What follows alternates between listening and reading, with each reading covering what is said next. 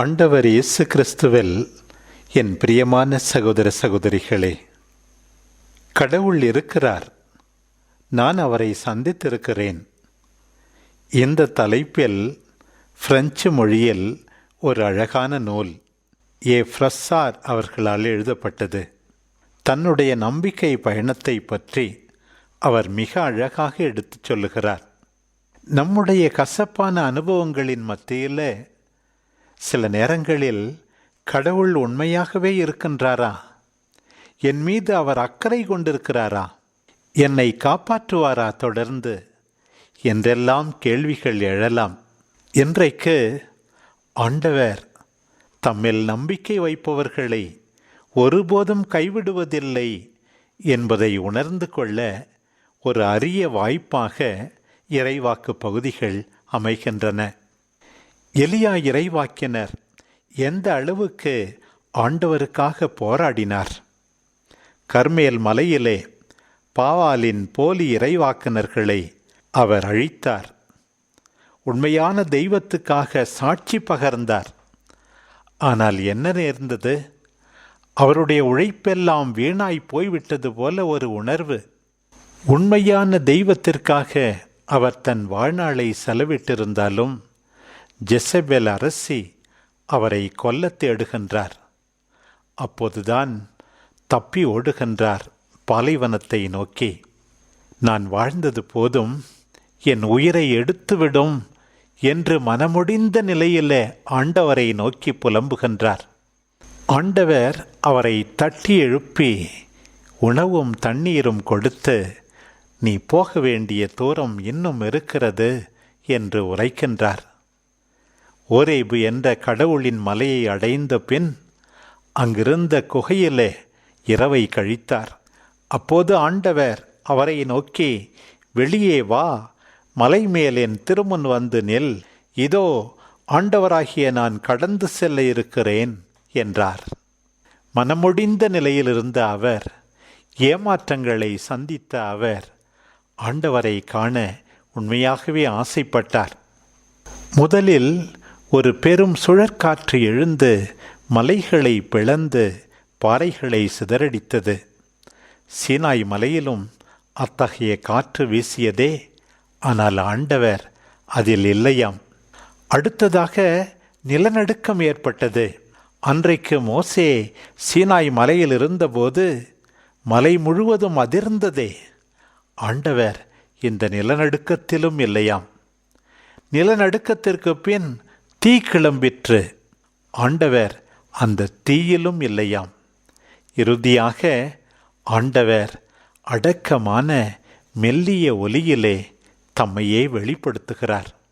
எலியா அந்த மெல்லிய ஒலியை கேட்டவுடன் போர்வையினால் தம் முகத்தை மூடிக்கொண்டு வெளியே வந்து குகையின் வாயிலில் நிற்கின்றார். ஆண்டவரை கண்ட எலியா மீண்டும் புத்துணர்ச்சியோடு தன் பணியை தொடர்கின்றார். மென்மையாக அன்றைக்கு எலியாவுக்கு வெளிப்படுத்திய ஆண்டவர் நற்செய்தியிலே இரக்கமுள்ளவராக, தாராள குணமுள்ளவராக, எல்லாரையும் வரவேற்பவராக தம்மையே காண்பிக்கின்றார். நோயாளிகளை குணப்படுத்துகின்றார், குழந்தைகளை அரவணைக்கின்றார், பாவிகளை மன்னிக்கின்றார், அப்பங்களையும் மீன்களையும் பலுகச் செய்து ஆயிரக்கணக்கான மக்களுக்கு வழங்குகின்றார். ஆண்டவர் தம்மையே மென்மையாக தொடர்ந்து வெளிப்படுத்தி கொண்டேதான் இருக்கிறார். அதே ஆண்டவர் அன்றைக்கு இஸ்ராயேல் மக்களுக்கு தம்மையே வல்லமையோடு வெளிப்படுத்தினார். மோசே வழியாக அருங்குறிகள் பல செய்தார். செங்கடலை இரண்டாக பிளக்கச் செய்தார். சீனாய் மலையிலே வல்லமையோடு தம்மை காட்டினார். இன்றைக்கு நற்செய்தி பகுதியில் அதே ஆண்டவர் வல்லமையோடு கடல் மீது நடந்து தன்னுடைய பிரசன்னத்தை வெளிப்படுத்துகின்றார். எப்போது இந்த புதுமை நிகழ்கின்றது என்று பாருங்கள். முதல் 3 நற்செய்திகளுமே இதை விவரிக்கின்றன. அப்பங்களை பலுகச் செய்து பெண்களும் குழந்தைகளும் நீங்களாக 5000க்கும் மேற்பட்ட ஆண்களுக்கு உணவளித்தார் ஆண்டவர். சீடர்கள் இந்த புதுமையை கொண்டாட ஆண்டவர் நேரம் அளிக்கவில்லை. யோவான் அதற்குரிய காரணத்தை குறிப்பிடுகின்றார்.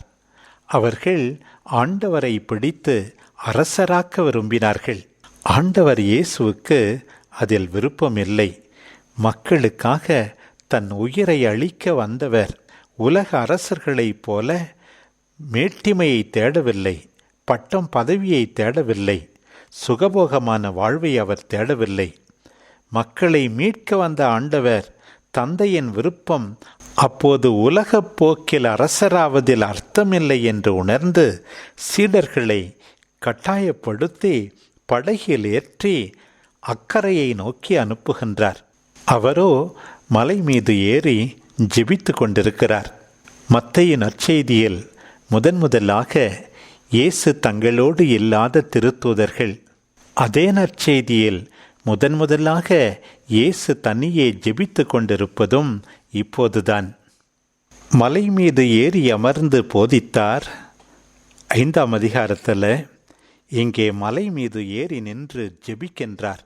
தந்தையோடு கொண்டுள்ள ஆழமான உறவை எண்பிக்க. சீடர்களுக்கு நிகழ்ந்ததென்ன? தண்ணீரிலே ஒரு பூகம்பம் போல எதிர்காற்று அடித்து கொண்டிருந்ததால் அலைகளால் அவர்களுடைய படகு அலைகழிக்கப்படுகிறது. அப்போதுதான் அன்பு தெய்வம் தரையில் நடப்பது போல தண்ணீரில் நடந்து அவர்களை நோக்கி வருகிறார். அன்றைக்கு செங்கடல் 2ஆக பிளந்தபோது அடிமைகளாயிருந்த இஸ்ராயேல் மக்கள் கால் நனையாமல் கட்டாந்தரையிலே நடந்தார்கள். ஆனால் இன்றைக்கு தண்ணீர் மேலேயே ஆண்டவர் நடந்து வருகிறார். விவிலியத்தில் கடவுள் மட்டும்தான் தண்ணீர் மீது நடக்க முடியும். யோபாகமம் 9ஆம் அதிகாரம் 8வது வசனம், 38ஆம் அதிகாரம் 16வது வசனம், திருப்பாடல் 77 19வது வசனம், எசாயா 43ஆம் அதிகாரம் 16வது வசனம், 51ஆம் அதிகாரம் 9 முதல் 10 வரையுள்ள வசனங்கள், அபாக்குக் 3ஆம் அதிகாரம் 5வது வசனம் அனைத்துமே ஆண்டவர் மட்டுமே கடல் மீது நடக்கக்கூடியவர் என்பதை ஆணித்தரமாக எடுத்துரைக்கின்றது. ஆண்டவர் கடல் மீது நடப்பார் என்று சீடர்கள் எதிர்பார்க்கவில்லை. அவர்களை கட்டாயப்படுத்தி படகிலே ஏற்றிவிட்டாரே. கரையிலிருந்து இவர்கள் நெடுந்தொலை வந்துவிட்டிருந்தார்களே. அவர் எப்படி தனியே இந்த நேரத்திலே வர முடியும்? அதுவும் இரவின் 4ஆம் காவல் வேளையில. எனவே ஐயோ பேய் என்ற அச்சத்தினால் அலறுகின்றார்கள். அச்சத்தினால் அலறிய சீடர்களிடம் ஆண்டவர் துணிவோடிருங்கள், நான் தான், அஞ்சாதீர்கள் என்கின்றார். நான் தான் என்ற வார்த்தைகள் கடவுள் தம்மையே மோசேக்கு வெளிப்படுத்தினாரே. விடுதலை பயணம் 3ஆம் அதிகாரம் 13 முதல் 15 வரையுள்ள வசனங்களிலே வாசிக்கிறோமே, என்றென்றைக்கும் இருக்கிறவர், நல்லவர் மட்டுமல்ல வல்லவர், அவருடைய பிரசன்னத்தில்தான் அவர்கள் இருக்கிறார்கள் என்பதை உணர்த்தும் தொனியிலே ஆண்டவர் நான் தான் என்கின்றார். உயிர்த்த ஆண்டவரை குறித்து தோமா அவரை தொட வேண்டும், அப்போதுதான் நம்புவேன் என்றுரைத்தார். சாத்தான் அன்றைக்கு பாலைவனத்தில் ஆண்டவரை சோதிக்கின்ற போது, நீர் கடவுளின் மகனென்றால் இந்த கல்லை அப்பமாக மாற்றும் என்றான். இன்றைக்கு பேதுரு, ஆண்டவரே நீர்தாம் என்றால் நானும் கடல் மீது நடந்து உம்மிடம் வர ஆணையிடும் என்கின்றார். ஆண்டவர் இயேசு அதிகாரத்தோடு போதித்தார். மத்தேயு நற்செய்தி 5 முதல் 7 வரையுள்ள அதிகாரங்களிலே நாம் பார்க்கிறோம். ஆண்டவர் அதிகாரத்தோடு வல்ல செயல்களை செய்தார். 8ஆம் அதிகாரம் மற்றும் 9ஆம் அதிகாரத்திலே வாசித்தோம். அதே ஆண்டவர் தன்னுடைய அதிகாரத்தை, வல்லமையை சீடர்களுக்கு கொடுத்து நற்செய்தியை அறிவிக்க, வல்ல செயல்கள் செய்ய அவர்களை அனுப்பினார். 10ஆம் அதிகாரம். இப்போது அதே ஆண்டவர் தன்னுடைய அதிகாரத்தில் பேதுருவுக்கு பங்கு கொடுக்கிறார். நானும் கடல் மீது நடந்து உம்மிடம் வர ஆணையிடும் என்ற பேதுருவிடம் அவர் வா என்கின்றார். பேதுருவும் கடல் மீது நடந்து செல்லுகின்றார். ஆண்டவரை நம்பினார். உண்மைதான், நன்றாகத்தான் தொடங்கினார், கீழ்ப்படிந்தார். ஆனால் இப்போது ஆண்டவரை பார்க்க தொடங்கிய அவர் அலைகளை பார்க்க ஆரம்பித்து விட்டார். அலைகளை கண்டு அஞ்சுகின்றார். நான் தொடர்ந்து நடக்க முடியுமா என்று தத்தளிக்கின்றார். பராக்கு, அச்சம், சந்தேகம், தடுமாற்றம் அவர் மூழ்க காரணமாயிருக்கின்றது. மூழ்கின்ற போது ஆண்டவரே என்னை காப்பாற்றும் என்று கத்துகின்றார். ஆண்டவர் உடனே தம் கையை நீட்டி அவரை பிடித்து காப்பாற்றுகின்றார். நம்பிக்கை கொன்றியவனே, ஏன் ஐயம் கொண்டாய் என்று கடிந்து கொள்கிறார். பிரியமானவர்களே, சீடர்கள் எல்லாருமே இத்தகைய கலவையாகத்தான் இருக்கிறோம். சில நேரங்களில் பயங்கரமான துணிச்சல், இன்னும் சில நேரங்களில் அச்சம் நம்மை ஆட்கொள்கின்றது. சில நேரங்களில் ஆண்டவருடைய வார்த்தையை கேட்கிறோம், அதை பின்பற்ற ஆவல் கொள்கிறோம். இன்னும் சில நேரங்களில் புயலைத்தான் பார்க்கிறோம், துன்பங்களைத்தான் பார்க்கிறோம். நம்பிக்கை சில நேரங்களிலே, பல நேரங்களிலே தடுமாற்றம். ஆண்டவர் நம்மை புரிந்து கொள்கிறார். ஆண்டவரே என்னை காப்பாற்றும், ஆண்டவரே என் குடும்பத்தை காப்பாற்றும், என் உறவுகளை காப்பாற்றும், என் நண்பர்களை காப்பாற்றும், உலகம் அனைத்தையும் இந்த கொடிய கொரோனா நோயிலிருந்து காப்பாற்றும் என்று நாம் எல்லாரும் ஆண்டவரை நோக்கி கூப்பிடுவோம்.